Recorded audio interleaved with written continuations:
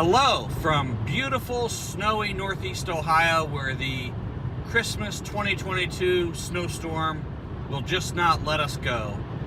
We were supposed to fly out last night to Florida from Cleveland. That flight got canceled.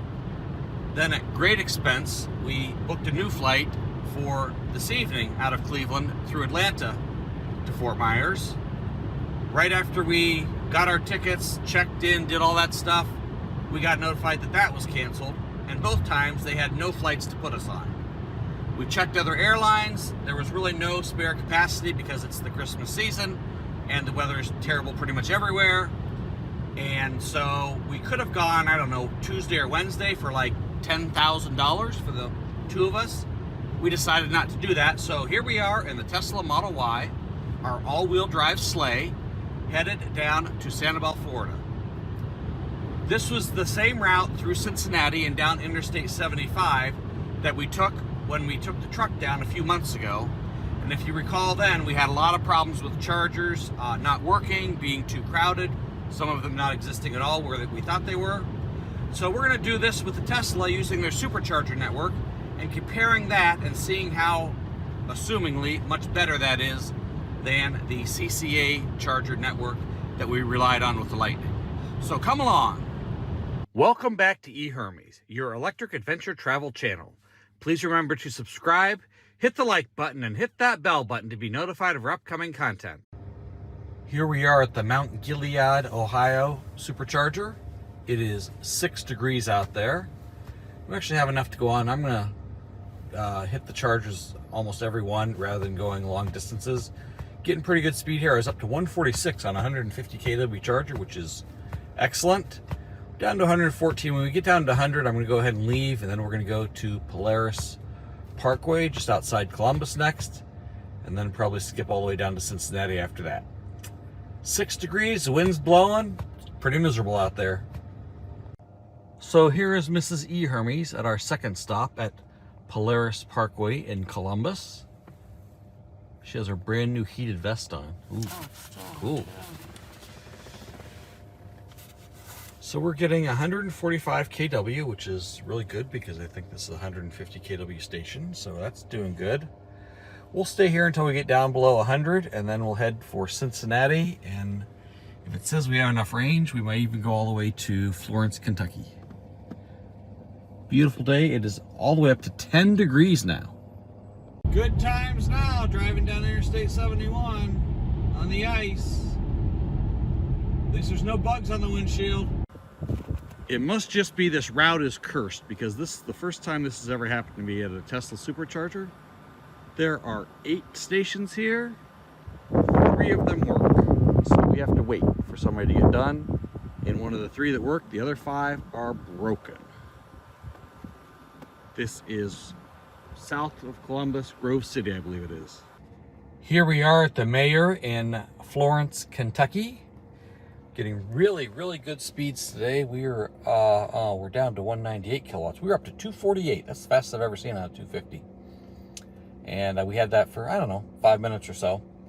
So we're going to charge here for a little bit. And then it wanted me to go all the way to London, but I added Lexington, so we're not staying here, and we can get faster charging at the lower end of the battery, because on Teslas, that really matters. On the F-150 Lightning, it does not. But on the Teslas, it does. The charging curve on the Lightning is much more linear until you get to 80%, and then 90% it drops off a lot. But the Tesla curve is very bell-shaped, so you ramp way up and then you drop way off. This is the problem, I believe, with Tesla charging. Yes, we are at 248 kilowatts at 4% battery, but now that we're just over 50%, we're all the way down to 83 kilowatts, and it's just continuing to drop from there. So while yes, it picks up much faster at the very low levels, but it drops so quickly overall that I believe the truck is actually faster, even though the battery is twice as large. Well, here we are in Lexington, Kentucky, just off Man O' War Boulevard. We are at the Myers store, and we're getting pretty good speeds for 150 kW charger. We're getting 143, 144. We're gonna be here for about 15 minutes. We have one more stop in Kentucky, and then we'll be into Tennessee. I think we only have one stop there. One thing we've learned traveling on Christmas Day is when everything's closed, it makes things a lot harder, because when you have to get something to eat or use the restroom, you really have to find a place, and it's not at a charger. I don't think we've found any place right at a charger that we've been able to do any of those things that we normally do while we're charging. So it's taken a little more time because we're doing other things, making other stops to do those other things.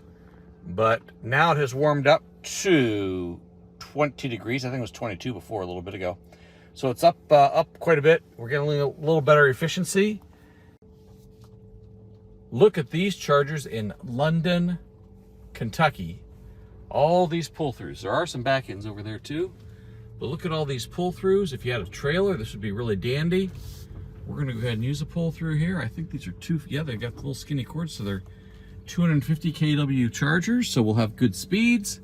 Now, as I mentioned, it is Christmas Day, and everything is closed except McDonald's. We had McDonald's for lunch, so we're gonna have to have McDonald's again for dinner. Yikes. So the McDonald's was not open, so we went to Waffle House, which was open, and we had a delicious dinner. They probably had the happiest crew I've ever seen, especially people that had to be working on Christmas Day. Here we are at the Knoxville, Tennessee Tesla Supercharger.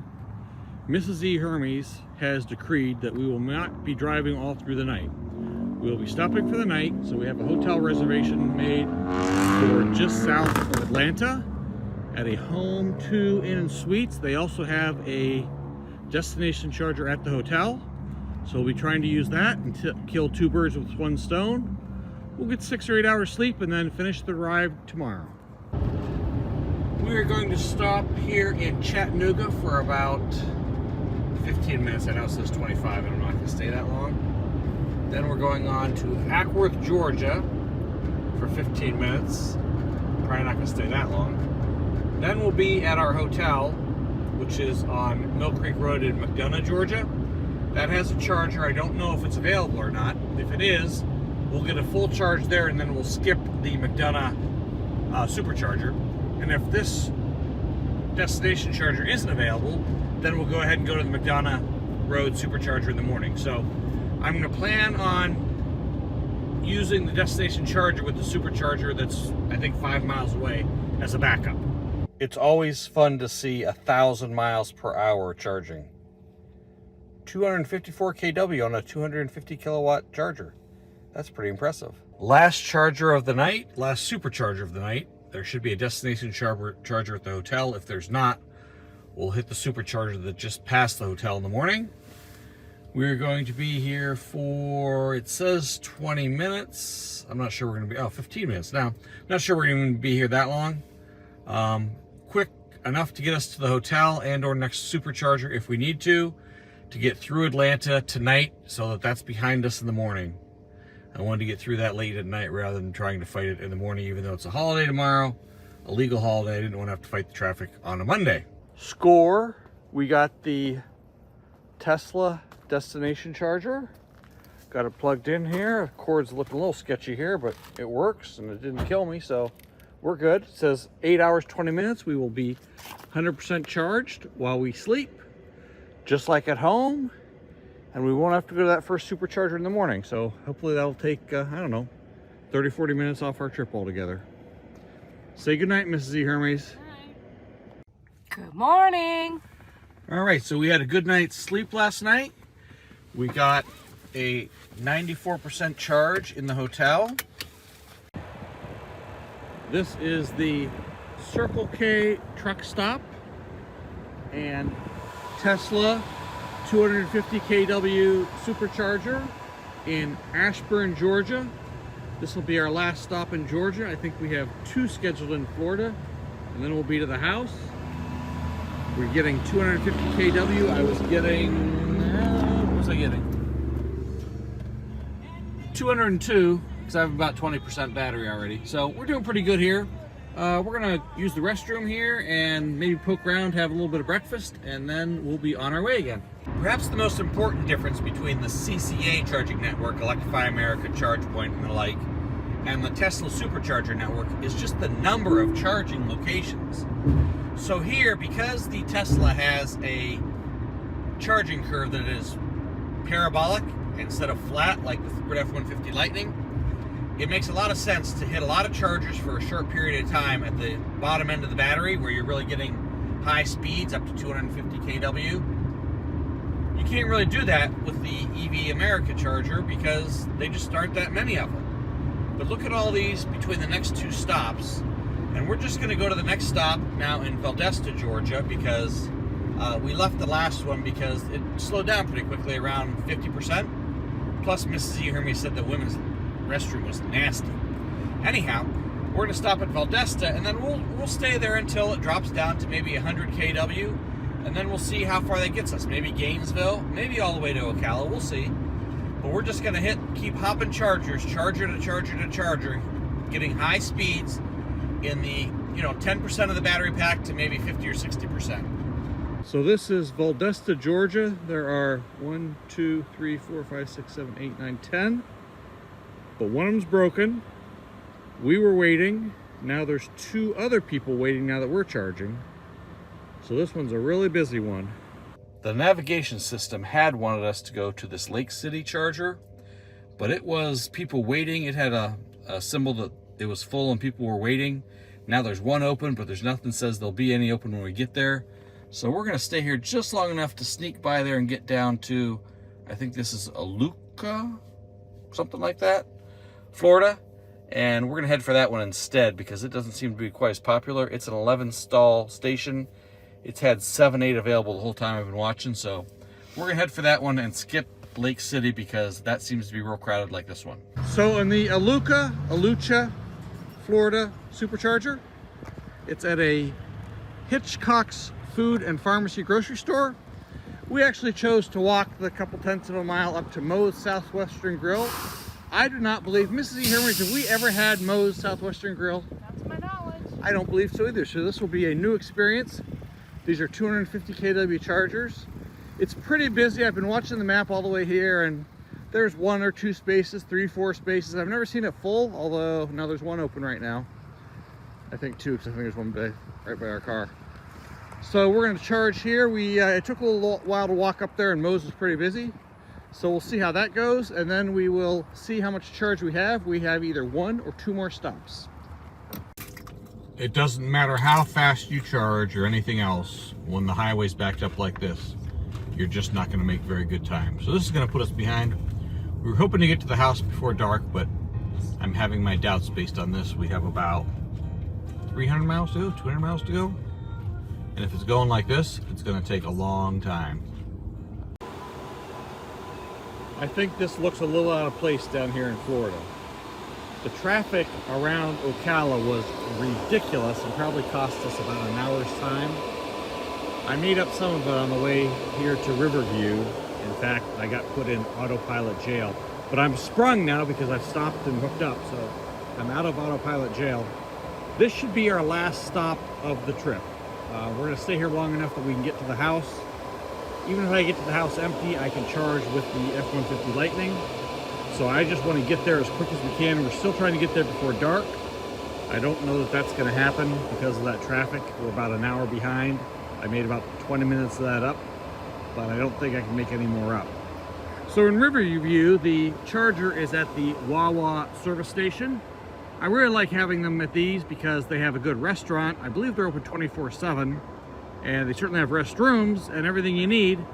So it's a really good location. You can eat, you can use the restroom, everything you need. I don't think they have a car wash though. I guess I need that. Desperate times call for desperate action. So we left there at the Wawa in Riverview, and we're going to stop at the, it's at a hotel, I think, in Venice, Florida. It's also a 250 charger. It is very close to the highway. That's what made me decide to leave there as the speeds got down closer to 100 kW. This is a 250. We'll get there with the battery about empty, so we'll be charging as fast as we can charge. So I made the judgment that even the time getting off the highway, getting to the charger, getting back on the highway, still would be net quicker than sitting there in Riverview for another 20 minutes. I don't think it's gonna matter. I don't think we're gonna get home before dark anyhow, but this gives us our best chance, I believe. So at Venice, the Charger, it is a very nice restaurant. We've eaten at before. We actually had it on the patio when it was warmer. called Burgers and Brews, Beer and Burgers, Brew Burgers, something. Anyhow, they have good food. Brew Burgers, it's called. They have good food. We're going to charge here long enough that it says I have positive 5% to get to Sanibel, and then we're going to skedaddle and get there as quick as we can. There was a lot more traffic, again, from Riverview, Lakeview. What was it, Lakeview, Riverview? I don't remember. Down here, and it was stop and go a lot, so we keep losing time no matter what I do. I'm a repeat offender for autopilot jail, and now I have to try to make some of that up, but there's just not enough distance yet to make things up, so I don't think we're going to make it by dark. Well, we did not make it by sunset, or really by any measure before dark, but we are here, safe and sound, going up the Sanibel Causeway, looking at the remnants of the sunset. So this trip with the Tesla compared to the same trip with the Lightning, the charging was easier, mostly because there are more Tesla Superchargers and they're better maintained, although on this trip it was not as much as it has been in other cases, because we did have some problems with several of them being busy, not being well maintained, and even in Columbus having most of them broken. So that was somewhat problematic and disheartening. However, if someone gets their act together and gets the CCS charging network where it needs to be, perhaps through the federal infrastructure program and the EV charging stations that are a part of that, I believe that I would rather do the drive, all things being equal, charging being equal, in the truck than in the Tesla. It's just more comfortable, it holds a charge longer, and while they have almost identical stated ranges, the truck's is much closer to accurate. The Tesla's, now I know it was cold on this trip, and that would have cut the truck down some too, but the Tesla's range just is sometimes almost half of what the stated range is, and the truck is much more accurate when you're not towing something. So that's how they compare. I hope you liked this video. If you did, please hit that like button. As always, please subscribe, and make sure you hit that bell button to be notified of our upcoming content. Thank you!